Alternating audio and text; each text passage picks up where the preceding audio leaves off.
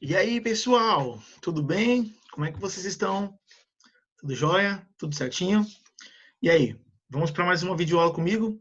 Gente, quando é que nós vamos terminar esse assunto, hein? Me diz aí, gente. Cara, eu fico pensando, quando eu vou conseguir terminar esse assunto? Vai demorar, viu, gente? Grécia tá demorando. Eu acho que essa já vai ser a terceira videoaula, mas a Grécia a gente vai ter que terminar em 4 partes, tá, gente? É um assunto muito longo. Então, eu não posso passar para vocês somente o básico. Eu tenho que explicar. Já falei sobre religião, já falei sobre Pélix, já falei sobre Atenas. Nós vamos entrar agora em Esparta. A gente vai entrar na Guerra do Peloponeso, uma série de guerras aí. Mas nossa videoaula vai ser dividida em 2 partes, tá, gente? Vai ter que ser dividido. Quer dizer, essa é a terceira parte. E vou gravar a última, prometo para vocês. A nossa próxima aula eu gravo a última videoaula. Então a Grécia ficou dividida em 4 partes. Assim também, gente, possivelmente vai ser aula sobre Roma, tá? Tá bom? Então, gente, não deixa aí de estar. Minha esposa arrastando aqui um monte de coisa. Fala alguma coisa, amor. Oi, pessoal, tudo bem? Pronto, é minha esposa ali fazendo barulho. Eu vou dar aula e fica fazendo barulho. Então, assim, eu vou estar dividindo essa aula aí, gente, nessa terceira parte e depois a quarta parte aí, para a gente poder encerrar aí os assuntos sobre Grécia, tá bom? Prometo que eu termino. Roma também vai ser a mesma coisa, tá? Roma também vai dar um trabalhinho. Vai ser em 3 ou 4 partes a aula aí sobre Roma, que quando eu encerrar a Grécia, eu entro em Roma aí para vocês, tá bom? Então vamos lá. Eu vou começar compartilhando a tela aqui para vocês, né? Onde nós paramos na aula passada. Eu me lembro quando eu tinha falado sobre a sociedade, tinha falado até de Aristóteles ali para vocês. E agora a gente. Deixa eu aqui dar abrir o slide aqui todo. Prontinho. Ainda não abriu? Não, vamos ver agora. Prontinho, ok. Pronto, agora nós vamos falar sobre Esparta, tá bom? Aí tem essa é uma ruína aí da Acrópole de Esparta, tá bom, gente? Isso aí, essa imagem. Por que você colocou essa imagem aí, professor Fel?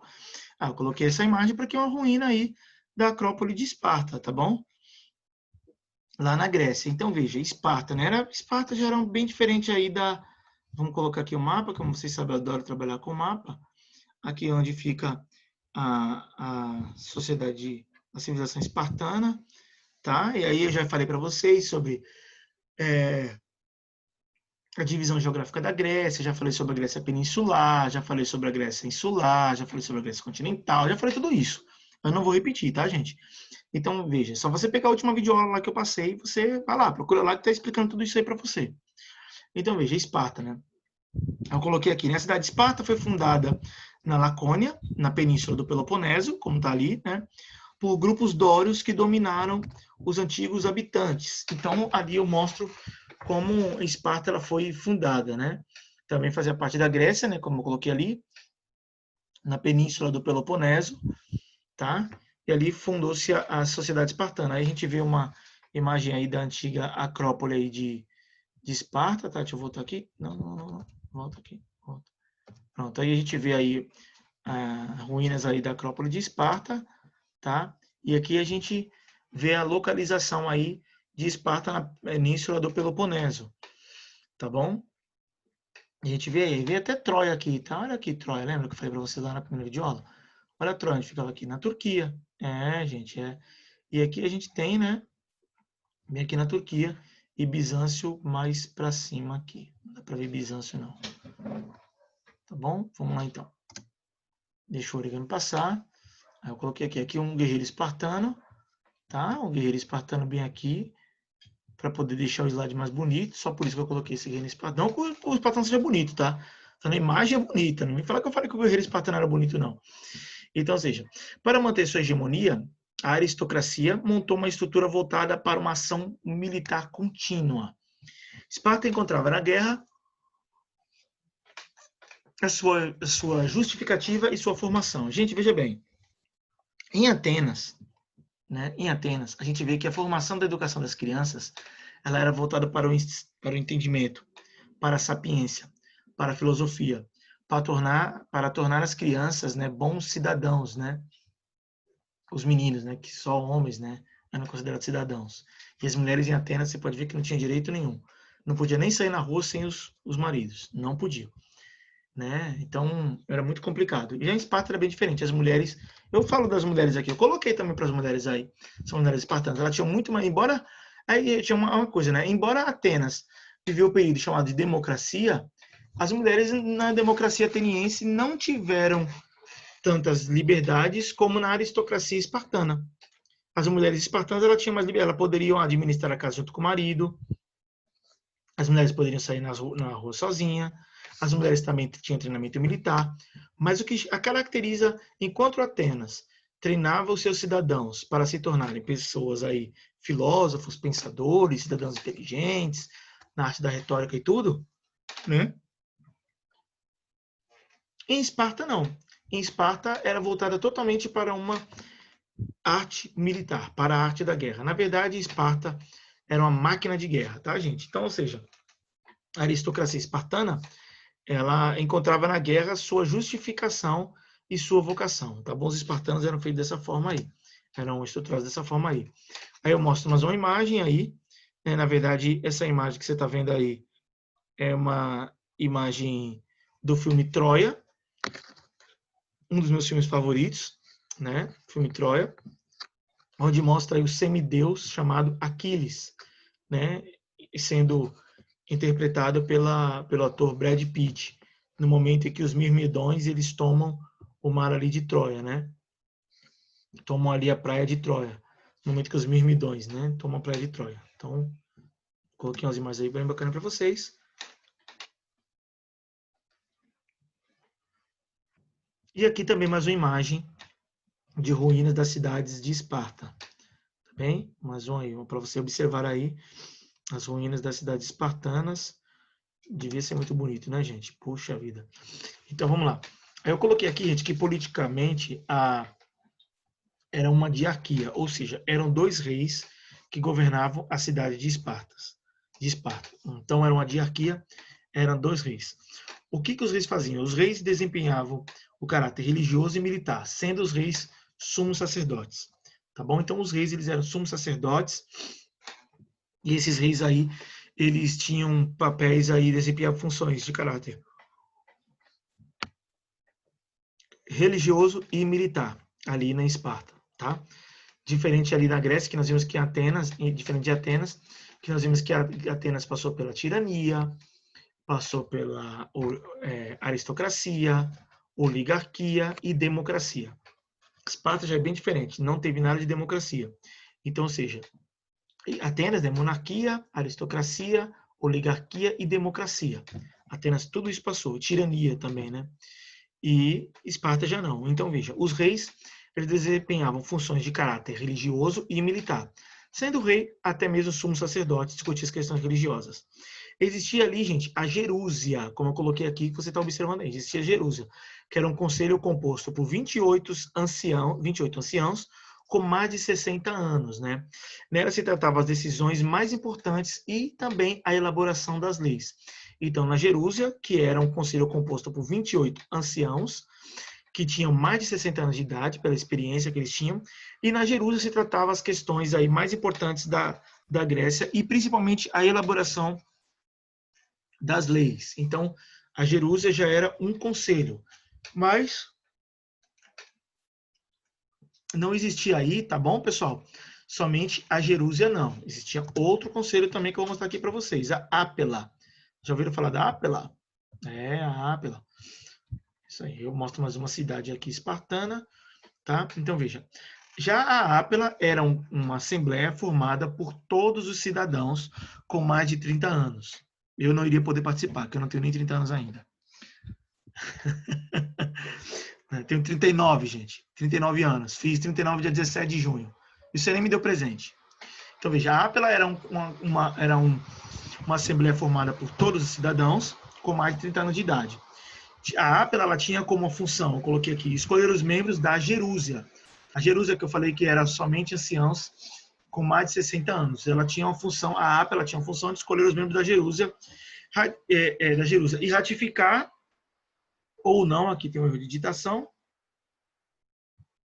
ratificar ou não suas decisões. Então, existia aí a Ápela e a Gerúsia. Eu vou até dar um destaque aqui para a Ápela. Deixa eu colocar em outra cor aqui. Como eu sou daltônico, aí vermelho, né? Eu tô vendo vermelho aqui, gente. Vermelho e amarelo. Sou daltônico, então às vezes fica difícil enxergar aí algumas cores, né? Começou a chover, eu vou fechar um pouquinho a janela aqui, que o barulho está me atrapalhando. Então, veja, a APELA era um conselho, né, formado por todos os cidadãos maiores, né, com mais de 30 anos de idade, e eles escolhiam os membros da Gerúsia. A Gerúsia, que era aquele conselho formado por anciãos com mais de 60 anos de idade, que tratava das questões mais importantes da Grécia, de Esparta, e também a questão das leis. Tá? Mas a APELA, ela tinha também ela podia ratificar ou não suas decisões, tá bom? Algumas decisões ali da Jerusa. Amor, fecha a janela ali, por favor. Porque tá molhando aqui. Então, vamos lá. Então, veja. Aí eu coloquei aqui também, gente, veja bem, esses slides que eu coloco é para vocês estarem anotando, tá? Esses slides é de extrema importância para vocês anotarem. Não vai ver esses slides aí, o professor colocou ali para... Não. Se não, se for assim, gente, eu vou só dar um discurso e não vou colocar absolutamente nada para vocês copiarem aí. Vocês precisam estar copiando, tá? Para quem é meu aluno, isso vai cair na prova. Quem é meu aluno, que você que não é meu aluno, tá? Que está vendo minha aula talvez pela primeira vez, também tome nota. Você que vai fazer a prova do SSA, né, tome nota disso daí. Isso é importante para você, tá bom? Muito importante mesmo. Então, ou seja, existia aí então 5 éforos que eram vigilantes. Olha aí, né? 5 éforos, aqui tem mais de 5, né? 5 éforos, que eram vigilantes, né? Ou seja, eles comandavam as reuniões da Gerúsia, né? E da Ápela, ou seja, eram os guardiões, eram os vigilantes aí. Eles comandavam aí deixa eu destacar aqui também. Deixa eu colocar aqui em outra cor. Vou colocar também aqui de vermelho, né? Pronto. Ok? Então vamos lá. 5 éforos, que eram vigilantes. Eles comandavam as reuniões da Gerúsia e da Ápela. Fiscalizavam a vida pública e econômica dos cidadãos. Podiam, inclusive, vetar leis e vetar projetos de lei. Então, ou seja, esses éforos aí você pode ver que já tinham poderes aí, eram pessoas bem importantes aí na Esparta. Então, se você estiver estudando aí para o SSA, alguma coisa, você já sabe que os éforos, eles eram vigilantes, né, que controlavam as reuniões da Ápela e da Gerúsia e podiam também, inclusive, vetar projetos de leis, que eram 5 vigilantes, tá? E lembre-se que era uma duarquia em Esparta, eram 2 reis que governavam ali em Esparta. Você não pode esquecer disso de forma nenhuma. Então, vamos lá. Continuando. Aqui eu coloquei aqui como era a organização social em Esparta. A posição social mais elevada era ocupada pelos espartanos, né, descendentes dos dórios, como eu já falei para vocês, que gozavam de todos os privilégios, mais um erro aqui de ditação, tá, gente? Erro de ortografia, meu Deus do céu. É porque esse teclado é novo, às vezes ele falha. Não é desculpa não, tá, gente? Não é desculpa não. O teclado ele é novo e às vezes ele falha e eu não sei, né? Não sei, às vezes falha. Então eu passo despercebido aí. Né? Então os descendentes dos dórios que gozavam de todos os privilégios e viviam sob uma rígida disciplina militar. Também então eu coloquei aqui as sociedades espartanas. Os espaciatas também eram espartanos, tá, gente? Então, se você vê na prova do SSA também falando espaciatas, você está falando dos espartanos. Ricos, donos de terras e escravos, controlavam a política e o exército em Esparta. Os periecos, homens livres, comerciantes, artesãos, não eram considerados cidadãos, não possuíam direitos em Esparta. E os ilotas, escravos pertencentes ao Estado espartano, trabalhavam no campo para sustentar as elites. Então, gente, esses periecos aí, muitas vezes eles até sofriam agressões físicas, tá? Isso aí, gente, era muito mais uma casta, tá, gente? Ali, quem assistiu minha aula de sociologia, vai ver aí que eu falo de castas ali na aula de sociologia. Aqui também não deixava de ser umas castas aí, não. Os ilotas aí e os periecos sofriam agressões físicas, tinha até um controle sobre eles, em troca de eu estou trabalhando, né? Matavam até os periecos ali para poder controlar a população de periecos. Vamos lá, então. Olha aqui, ó. Eu mostro aqui também, olha lá. Vamos lá. Depois dos espartanos vinham os periecos, antigos habitantes da Lacônia, que se dedicavam a artesanatos e ao comércio. Eles não tinham direitos políticos, que eu coloquei aqui, embora fossem livres e cultivassem suas próprias terras. Tá? Enviando os periecos, e aí os que sofriam mais ainda, os liotas. Então, veja bem, olha aí, ó. Esse que sofreu ambos sofriam massacre, mas principalmente os ilotas. Então, havia também um outro grupo social, né? Havia ainda os ilotas, servos que trabalhavam nas terras dos espartanos, né? Sem direito ou qualquer proteção legal, os ilotas chegavam a sofrer massacres periódicos, também para controlar aí, muito mais massacres eles sofriam do que os periecos, tá? Sofriam bastante também, sofriam massacres aí, então, para controlar a população deles. Então, ou seja, não eram nem considerados gente aí, pessoas, tá? Vou abrir aqui a janela aqui para poder... Eram considerados, mas não tinham valor nenhum na sociedade espartana, tá bom, gente? Então, assim dividia-se a sociedade espartana. Vamos lá. Vamos ver a educação. Gente, veja bem. A educação em Esparta, ela era, pessoal, extremamente rígida, tá? Extremamente rígida. A criança, gente, desde os 7 anos, os meninos já eram entregues aí ao Estado. Vamos ver aqui. Coloquei aqui para vocês. Então, veja. A educação espartana visava a formação de bons cidadãos, tá? Diferente de Atenas, que eu expliquei para vocês. De bons cidadãos e cidadãos leais, privilegiando sempre a preparação militar deles. Ou seja, gente, essas crianças aí, elas eram desde os 7 anos, os pais eram entregues ao Estado e procuravam fazer deles soldados aí. Gente, muitas crianças acabavam até morrendo nesses treinamentos, tá, gente? Eles sofriam bastante, mas acabavam se tornando realmente bons soldados. Não era à toa que Esparta realmente era uma máquina de guerra, né? A polis espartana era uma máquina de guerra. Ou seja, as crianças desde pequenas elas iam para esses locais, sofriam ali muito, né? Suportavam o calor, o frio, a fome, a sede, as fadigas, as noites realmente tenebrosas, de frios, como eu disse para vocês, para poder ter uma capacidade física para resistência na guerra insuperável como qualquer outros. E eles conseguiam sucesso nisso, tá, gente? Tinha sucesso sim. Embora o treinamento ainda aí bem diferente dos nossos, né, bem mais grosseiro, né? Ou seja, até psicologicamente, até transtornos, ou seja, eles tinham que estar prontos até psicologicamente. Na verdade, gente, era um treinamento para a guerra, como se de fato eles estivessem numa guerra, tá? Então, psicologicamente, eles teriam que estar bem treinados, até não só fisicamente, como emocionalmente, né? Para poder lutarem aí numa guerra. Lembre-se que na Idade Antiga, que é o que nós estamos estudando, as guerras elas eram constantes, tá, gente? Aconteciam aí muitas guerras nessa época. Então, ou seja, desde os 7 anos as crianças aí elas eram entregues ao Estado para poder tornar deles soldados obedientes, capazes aí a resistir às grandes fadigas, tá? E que muitas vezes tinham sucessos aí. Até as mulheres recebiam treinamentos militares, tá bom? Eu já explico sobre isso nesse próximo slide. Aí tá mostrando aí, gente, um treinamento aí de uma criança aí espartana, tá? Eles desde pequeno aí limpando os escudos aí dos guerreiros, né? Eu coloco essa imagem aí para vocês observarem aí o treinamento aí da Grécia Antiga, em Esparta, né? Então vamos lá. Aí aqui também eu coloquei as mulheres, né? Uma mulher aí, guerreira espartana aí, uma mulher guerreira espartana aí, que bacana.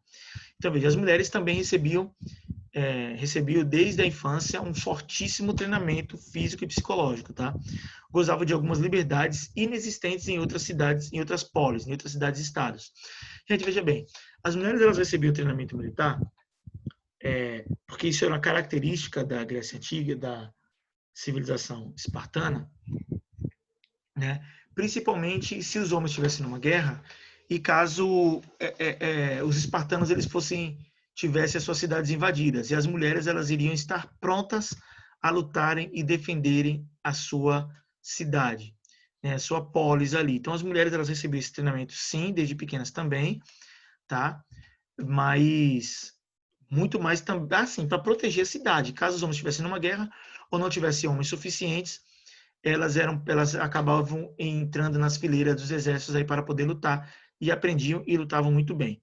Até hoje muitas mulheres lutam, né? Haja aí a Ronda, né? Uma lutadora do MMA muito forte ali, né? Perdeu para uma brasileira também ali. Então tem várias mulheres que lutam aí bastante e batem muitos homens, né? Então essas mulheres elas gozavam aí de liberdades inexistentes em outras cidades. Eu coloquei alguma citação aqui para você ver, né? Praticava ginástica e participavam de jogos, compareciam às reuniões públicas, administravam o patrimônio junto com seus maridos. Aquilo que eu já falei para vocês ali nos slides anteriores, tá? Bem diferente aí, você pode ver extremamente uma diferença gritante aí de Atenas para Esparta. Você pode ver que por isso que era chamado de cidades-estados. Eram todos gregos? Sim, eram todos gregos, mas cada um tinha sua maneira de se comportar. Haja vista, gente, abrindo um parênteses, deixa eu abrir um parênteses aqui, haja vista em filosofia, né? Os gregos, eles se julgavam maiores do que tudo, né? Se você for ver aí, Sócrates, Platão, diziam que só existia uma verdade. Já os sofistas, eles trabalhavam com relativismo, acreditavam que a verdade era relativa. Cada cidade tinha sofistas, né, que eram filósofos, né, que vendiam seus conhecimentos práticos, né, professores de retórica, professores profissionais. Eles diziam que a verdade ela era relativa. Cada civilização, cada sociedade tinha a sua verdade, né? Coisa que Sócrates e Platão eles combatiam muito o relativismo sofista. Então você pode ver as diferenças aí gritantes que existem aí na própria Grécia, né? Entre espartanos e entre os atenienses, né? Politicamente diferente, né? A política era diferente, a sociedade muito diferente, a educação bem diferente aí, né? O comportamento social aí das mulheres de Atenas, embora era uma democracia em Esparta ali era uma diarquia ali, né, que existia, extremamente diferentes as duas civilizações, tudo grego, mas bem diferente. Por isso que os sofistas também falavam que era tudo relativo. Então, a verdade de Atenas não poderia ser colocada uma verdade como toda a verdade, né? Uma verdade universal. Vamos lá, o que a gente tem aqui que eu preparei para vocês? Pronto. Aqui a gente vai ver também as guerras. Vamos começar aí com as guerras. As guerras gregos e os persas, né? As guerras gregos e os persas aí. Bom, gente, veja bem. A gente viu aí que o Império Persa, ele cresceu bastante, né? Principalmente com Dário e depois com seu filho Xerxes. Dário ali que acabou dominando até até a Mesopotâmia, né? Até o Segundo Império Babilônico, né? Chegou a cair ali pelas mãos dos persas ali, né? O Segundo Império Babilônico, que eles acabaram aí ajudando aí, segundo a história, né? Diz uma coisa, a Bíblia diz outra. A história diz que os persas eles conquistaram a cidade com a contribuição dos judeus, né? Lutaram contra, porque os judeus eles estavam cativos, isso aí tem no livro aí, tá, gente? Os judeus eles estavam cativos na Babilônia pelo reino de Nabucodonosor, quando levou os judeus ali para a Babilônia, né? Espalhou ali, né? E depois os persas ali, eles acabaram, a Pérsia, gente, que vocês sabem que juntou-se ali os medos e os persas na região do atual Irã, né? Medos e persas formaram ali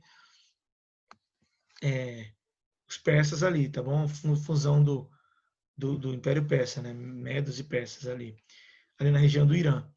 Então, eles acabaram aí libertando, né, os judeus do cativeiro, tá? Eles acabaram voltando ali e dominou muitas áreas, né? O reino de Dário, inclusive no Egito.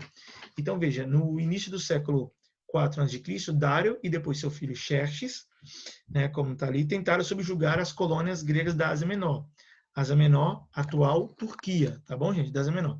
Então, foi essa a origem das guerras greco-pérsicas entre os persas e as cidades-estados do mundo grego.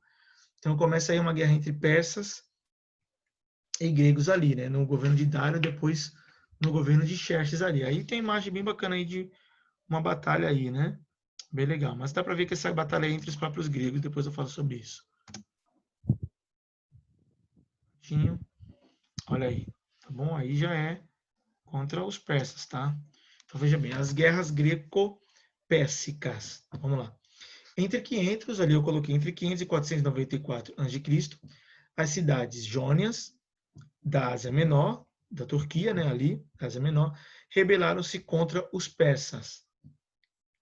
Depois de dominar a revolta, o rei persa, Dário I, decidiu castigar os atenienses, né, que haviam apoiado ali os núcleos gregos, ou seja, os gregos eles foram, segundo o Império Persas, eles ajudaram, de fato eles ajudaram mesmo, ali as cidades Jonas a se rebelarem contra os persas, né, ali na Ásia Menor, na atual Turquia.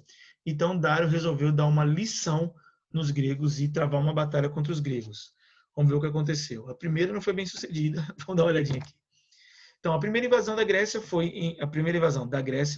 aconteceu em 492 a.C., mas fracassou por conta de uma tempestade. Essas tempestades aí, algumas fileiras aí do exército persa acabou aí se perdendo. Então, a primeira expedição militar dos persas contra os gregos acabou aí fracassando. Então, eles não tiveram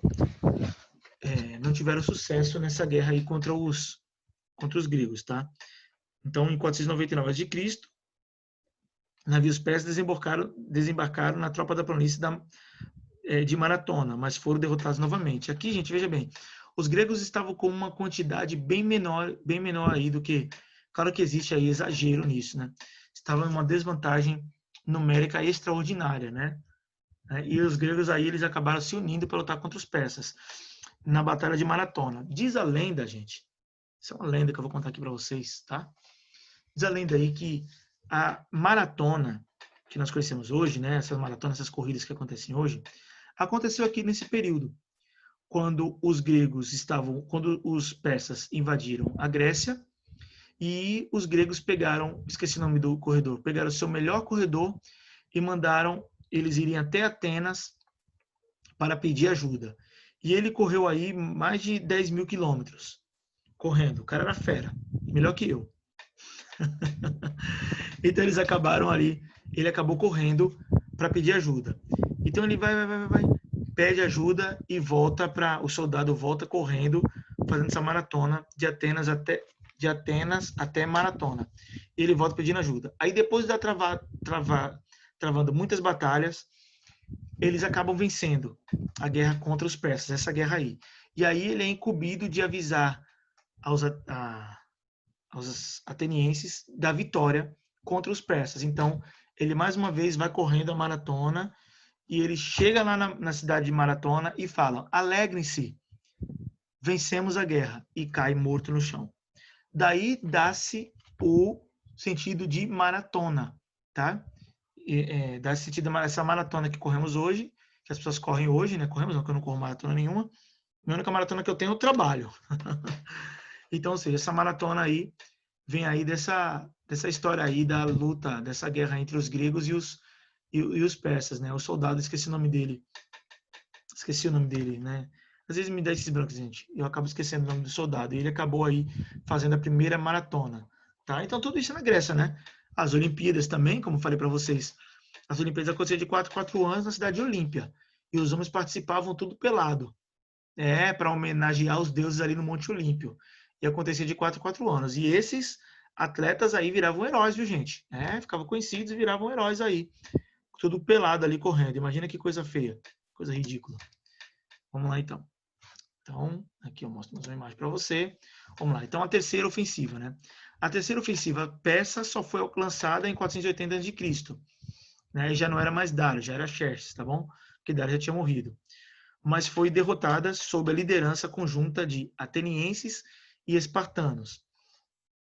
Atenienses e outras cidades continuaram a luta para expulsar os inimigos do mar Egeu e da costa asiática. Então, ou seja, na terceira expedição dos gregos, né, que aconteceram ali em 480 a.C., os persas tentaram de novo, os persas eles tentam novamente conquistar os gregos agora em 480 a.C., eles acabaram novamente sendo derrotados pela terceira vez contra os gregos que uniram-se ali, os atenienses e os espartanos. Então, ou seja, e os atenienses e os espartanos ainda continuaram ali na luta para expulsar os inimigos, né, os persas ali do mar Egeu, da costa asiática. Então você pode ver que as guerras elas eram extremamente comuns. Essas pessoas elas viviam em uma guerra o tempo todo, uma guerra iminente aí, o tempo todo. Então veja, As cidades mobilizadas contra os persas, né, formaram a Liga de Delos, presidida por Atenas. Aí começa um outro problema, tá, gente? Então aí começa um outro problema. Ou seja, como eles tomaram gosto pela vitória, eles acabaram aí os persas eles acabaram ficando cada vez mais fracos, porque 3 investidas contra os gregos e além do império ali. E isso, gente, a fraqueza dos persas facilitou em muito a conquista de Alexandre o Grande, tá? Da Macedônia, que aproveitaram essa fraqueza dos persas para poder dominar. E com os gregos não foi a mesma coisa, porque os gregos eles uniram-se para lutar contra os persas, mas também acabavam ali brigando entre si. Né? Eles formaram a Liga de Delos, né? Que era presidida por Atenas. Então, ou seja, cada cidade contribuiu com homens nessa Liga de Delos. Cada cidade contribuiu com homens, contribuiu ali com navios, dinheiro para o tesouro, né? Um tesouro comum. Só que grande parte desse dinheiro, Atenas, ela acabou investindo aí na magnífica Atenas de Péricles. Então, ou seja, esse dinheiro ele sofreu, de certa forma, alguns desvios. E isso deixou os espartanos e os outros ali muito insatisfeitos. O que vai acontecer? Obviamente que vai existir guerras entre eles. Tá? E essa guerra, os gregos brigando entre si, vai facilitar também o domínio de Alexandre o Grande. Né? Tanto os persas acabaram sendo dominados pelo Império, né, pelo Império da Macedônia, Império da Macedônia, como os gregos também acabaram sendo dominados pela Macedônia. Aí, gente, esse período aí, quando os gregos eles acabam sendo dominados pelo Império de Alexandre, dá-se aí o fim da polis grega. Tá? Quando Alexandre domina, tudo isso que a gente está estudando acabou. Acabou as polis gregas, acabou os espartanos, esse negócio de Esparta, acabou o período helênico. E nós vamos entrar agora no período helenístico. Que isso aí, gente, é uma outra história que eu vou estar ensinando para vocês na nossa próxima videoaula. Tá bom? Pessoal, a nossa videoaula vai ficando por aqui. Eu espero aí, gente, muito que vocês tenham entendido. Espero muito que vocês tenham gostado, compreendido o assunto e anotando tudo, tá bom? Estude. O SSA está chegando perto. Eu tenho certeza que esse assunto vai ser de extrema importância para você tirar uma boa nota no SSA. Tá bom assim, gente? Podemos encerrar nossa aula? Então, o professor Rafael Furtado vai ficando por aqui. Um beijãozão aí para vocês. Fiquem com Deus. Deus abençoe. Sucesso nos estudos e até a próxima videoaula. Tchau!